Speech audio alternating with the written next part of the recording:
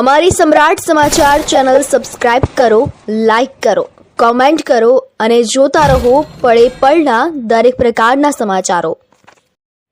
પાલીતાણા તાલુકાના રંડોળા ગામે આવેલ નદીમાં લાપતા બનેલા આધેડને ફાયર ફાઇટર વિભાગ દ્વારા કલાકોની જહેમત બાદ સહી સલામત બહાર કાઢવામાં આવ્યા। ભાવનગર જિલ્લાના મોટાભાગના ગ્રામ્ય વિસ્તારોમાં પડી રહેલ વરસાદના કારણે કેટલીક નદીઓમાં ઘોડાપૂર જોવા મળી રહ્યું છે। ત્યારે પાલીતાણા તાલુકાના રંડોળા ગામે આવેલ નદીમાં એક વ્યક્તિ લાપતા બન્યા હતા, જેને લઈને તળાજા ફાયર ફાઇટર વિભાગ તેમજ પાલીતાણા ફાયર ટીમ દ્વારા શોધખોળ હાથ ધરવામાં આવી હતી। 2 થી 2.5 કલાક જેટલા સમય દરમિયાન ભારે શોધખોળ બાદ આધેડ સહી સલામત મળી આવતા બહાર કાઢવામાં આવ્યા હતા અને હાજર સૌ કોઈ લોકોએ હાશકારો અનુભવ્યો હતો।